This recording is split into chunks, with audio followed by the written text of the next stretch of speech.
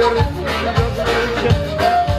Uluslararası katılımcıda gördüğünüz gibi çok büyük bir katılım var.